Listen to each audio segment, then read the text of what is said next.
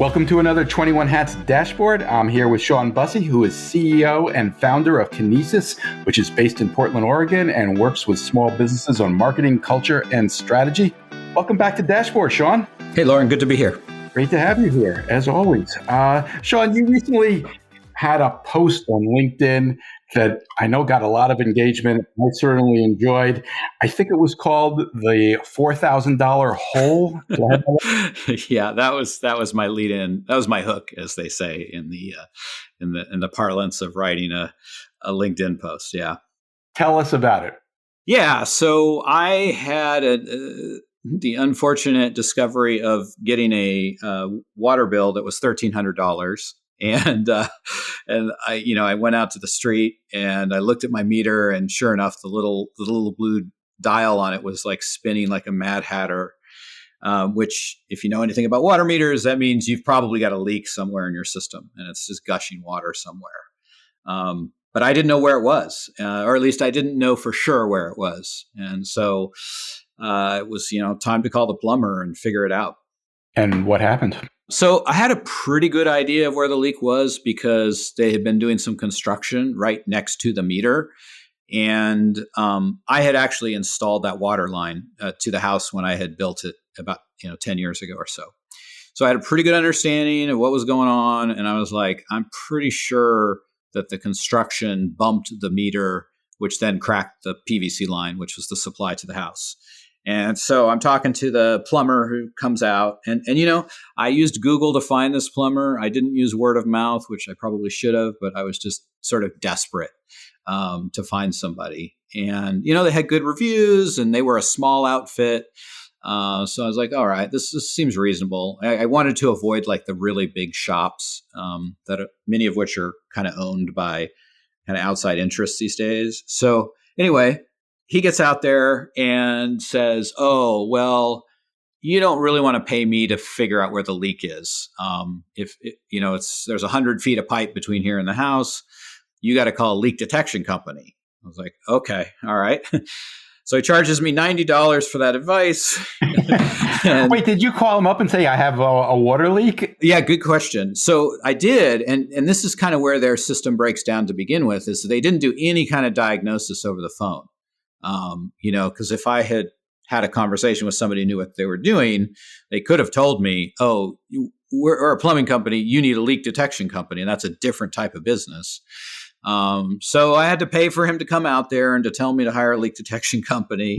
And so it begins, good advice is priceless, so, sure enough, the leak detection company I called one that my friend recommended, and they were great. Do you know anything about leak detection, Lauren? I did not know that leak detection companies existed. It's a thing. No. And let me tell you, if I ever start another business, I'm going to start a leak detection business. It is brilliant. So they charge you a fixed price. They charged me $400. And for that $400, they promised they would find the leak within a 3-foot diameter circle. And sure enough, they delivered on that promise. They filled the system with inert gas. And then the guy walks around with this really sensitive microphone and headset and listens for the leak. Wow. Yeah, it's really cool. And I guess they have all kinds of tricks depending on the situation. But they found the leak, within probably 45 minutes or so, maybe an hour or two. The full amount of time was probably a 2-hour visit.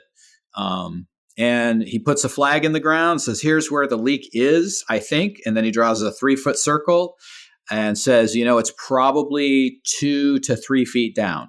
I was like, not only did he tell me where it was, he told me how far down it was on the ground. So it was kind of like magic, Yeah. Yeah. So anyway, if anybody's listening and they ever have a leak and they don't know where it is, you want to call the leak detection company. So anyway, to make the short story longer, the plumber comes back out. We know where the leak is now. It's in the ground. Same plumber? Same plumber. I called the same plumber, comes back out.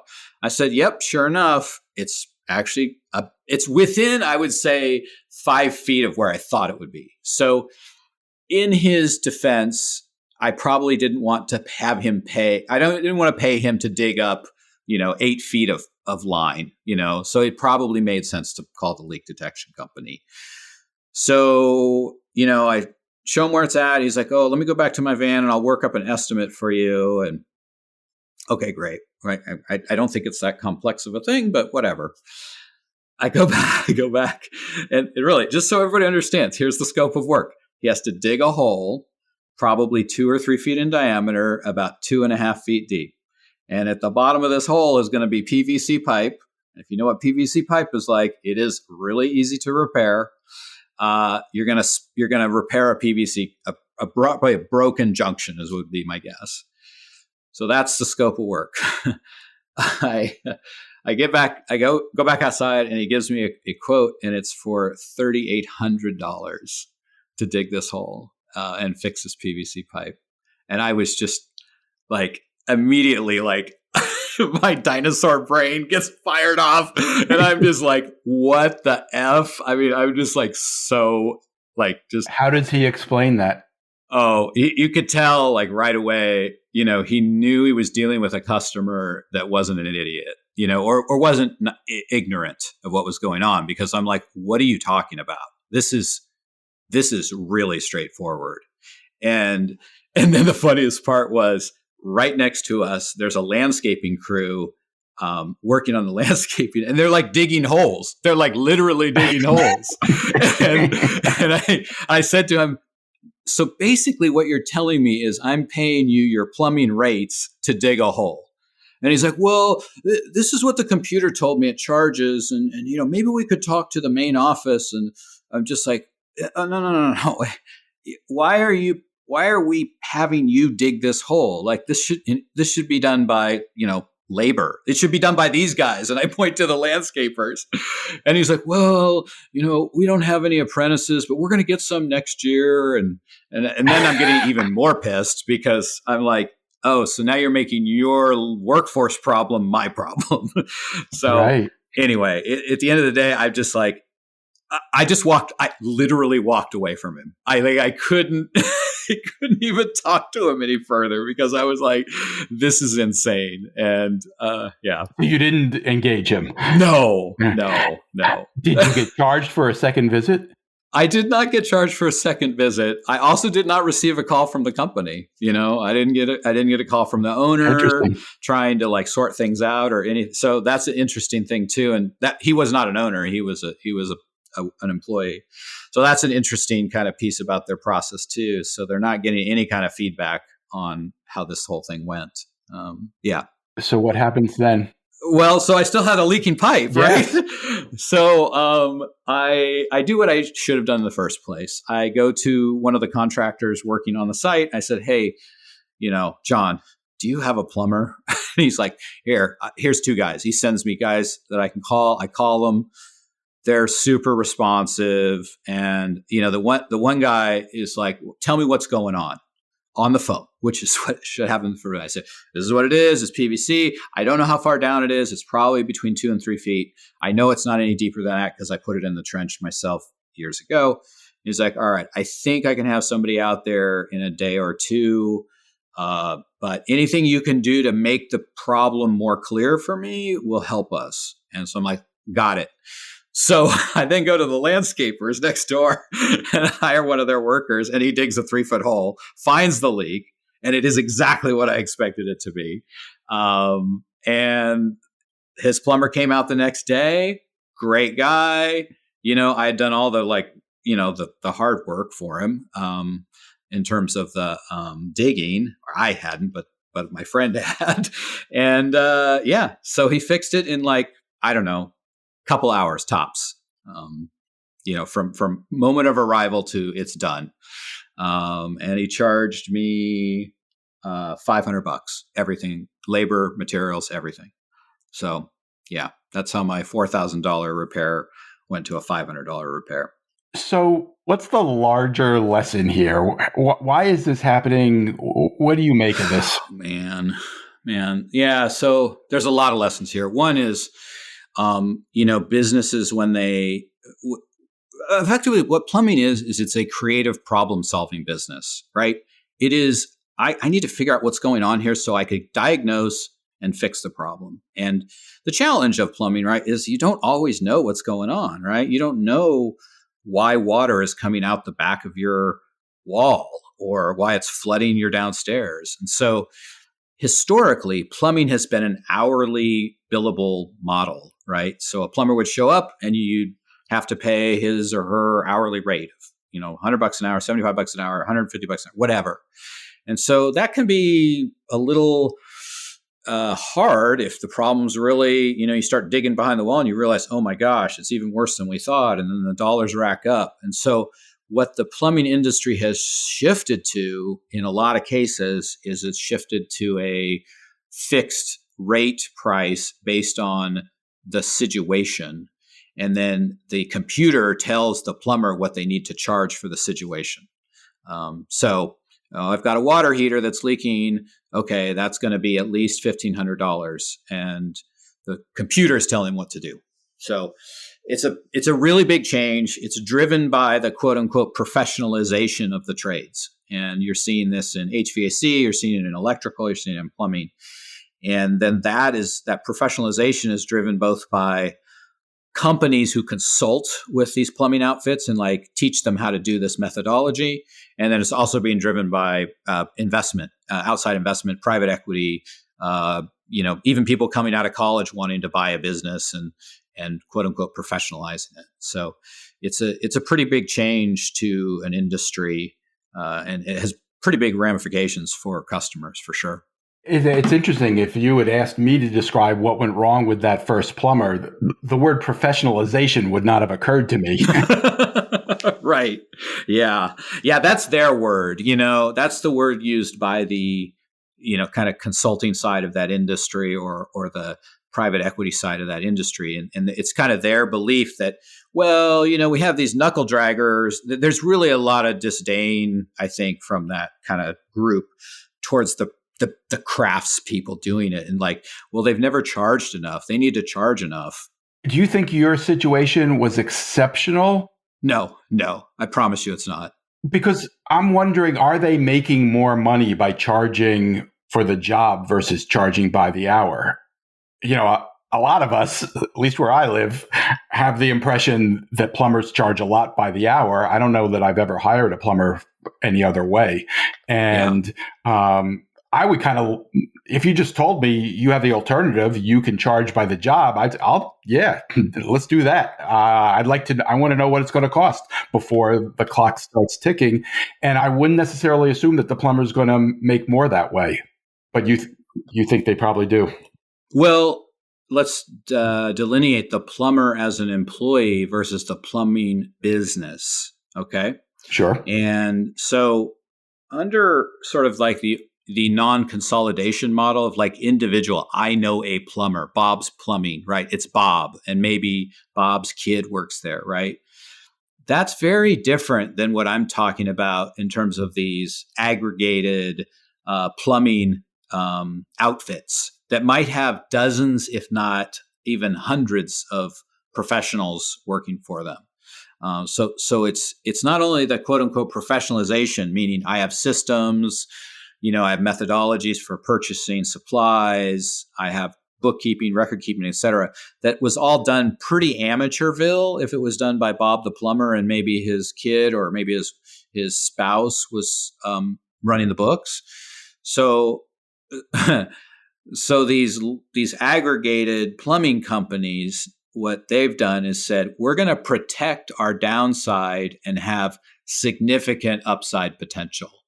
And so what they do is they study the various plumbing situations and then they price it at the amount that's the worst possible situation.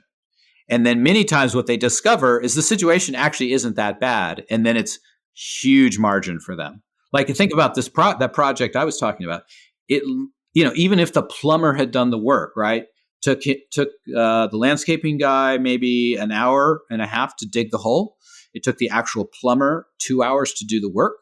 So 2.5 hours, talk about his drive out, his drive back, He charged me $90 for the first one. So you're talking like what, 5 hours of labor, maybe, so you're talking, what is that? $800 an hour for that Right, situation. right. Now, it's possible there could have been something really wacky going on once he dug up the pipe. And they probably have in their database that wacky situation and how much time it took. And so they're pricing for the wackiest situation in case they run into it. But then 80% of the time, you don't get the wackiest situation. So it's sort of like Vegas, the house always wins. And I think this is the pricing model that they're building, is the house always wins model. So here's the other thing I find interesting about this. There's this whole movement that it's funny. I think a lot of business owners, entrepreneurs aren't aware of this, but there's this searcher community of basically MBA grads who go looking for traditional blue collar businesses to buy, to roll up, to professionalize. Mm-hmm. And I'm wondering if that's happened a lot. Plus, you have private equity, of course, doing something similar. So there's a lot of this going on. And is it making the plumbing profession better or worse? Let's see. If I want to advocate for it, let's say I'll take the other side of the argument, or I'll just say, let's pretend I'm arguing for the plumbing company. We have historically sort of underpaid the trades forever. Forever, especially within the last, I would say 20 to 40 years. That may be true. I don't know. Yeah. But nobody thinks that. I know people don't think that, but if you look closely, if you look at like the kind of cars I see these guys driving and the houses that they live in and the neighborhoods they live in, plumbers were not making bank. They're not making bank. Electrician. It's like a cliche joke, people saying, I should raise my kids to be a plumber, then I could afford to fix this leak. The problem is, and this is the problem for anybody who charges by the hour for their work, is that people massively underestimate the amount of time you spend on your business that you're not getting paid. So while the plumber might charge you, let's say $200 an hour, that seems like a lot of money, right? That's the equivalent of a $400,000 paycheck annually. They're not working 40 hours a week on things they can bill for. They're driving to and from, they're going and buying supplies, they're marketing, they're doing accounting, they're doing all these things. So at the end of the day, the hourly rate feels high to the buyer, but actually what they take home, especially when they after taxes, it's really not that much money. And it is easy to underestimate things. Like we see this with Uber, right? Where the drivers fail to appreciate the cost of maintaining their vehicle, right? And once you start to factor that in, then they're not making any money at all. And so I think a lot of these trades, plumbing, construction, electrical, et cetera, they've gone for years sort of undervaluing the cost of doing a business, the cost of running a business. And so you could argue that this, kind of sea change of working is making it so that they can actually make a decent living, and they should be able to make a decent living. So that's how you could argue the other side of it. I get it. So last question. You make a living helping businesses. You take a holistic approach. You talk to them about marketing, but about culture and all aspects of running a business. Suppose that plumbing company that you initially engaged had reached out to you afterward and asked you about it. And suppose they said to you that they realize who you are and what you do, and they want your full thoughts. What would you tell them to do differently in terms of running their business? Yeah. So when a customer rejects a price in any business, like if let's say I put I've had customers reject prices I've put in front of them. Usually that's an indication that there's a mismatch of understanding the value of the work being done. And I think their mistake is assuming that most customers don't understand plumbing. And probably a lot of them don't. And so they can go in and say, yeah, this is probably, $2,000. And because it's often urgent, right? When you have water coming down your wall, are you going to go get 3 quotes? You're just going to be like, hey, okay, fix it, And I think that the price was so far out of the realm of reality, and my knowledge set was higher than most. it created a real problem for them. And so I think that's part of their problem in terms of they're going into it with the assumption that every customer is the same. And you're going to have different types of customers. And then the second thing that I would advise them on is like, they should have educated me, like, what is the worst case scenario? Like if they had said to me, oh, well, you know why we have to charge for this because we might run into this situation, which would be really difficult, in which case I would say, well, I'll tell you what, if you run into that situation, then you can charge me that for it. Otherwise it's, whatever, $2,000, so, Right. So there's a real kind of problem there with like the level of education of the buyer, establishing value for the work they're doing. I mean, he made so many mistakes in the sales process, right? But it's not just the level of education, because you don't have to be that smart to realize that $4,000 is a lot of money for that job and probably worth getting another quote before you sign off on it. Right. Although there is some education in that because I built the house, like I knew where things were. If I had bought the house and I just knew there was a leak, right? Like let's say all I know is there's a leak. It cost me $1,300 a billing cycle, right? I would be like, fuck, man, I got to fix this, which was true. The problem with my house is that it is literally 150 feet off the street and it has irrigation in between the meter and the house.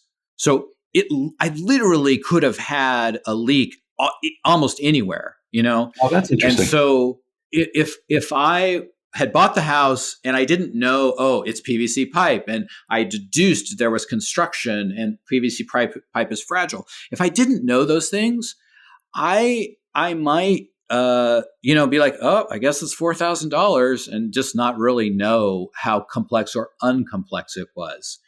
And so I think, they are relying on their computer systems to like do the act of selling for them, which is a big mistake. So that's another piece of the puzzle too, is like when you start to rely on, technology to deal with a human situation. If the plumber had said to me, I think it's actually, this is what's going on. I think it's going to be this. He doesn't have to give me an hourly rate, but like it's a totally insane price for what the solution was. And so you've got to be able to articulate to the customer the value of what you're doing. And if you can't do that, then you don't get to charge that price. Otherwise, you just piss people off.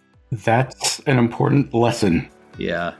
Shawn Busse is CEO of Kinesis, which is based in Portland, Oregon, and works with small businesses on marketing, culture, and strategy. Thank you, Shawn. Thanks, Lauren. Have a great week, everybody.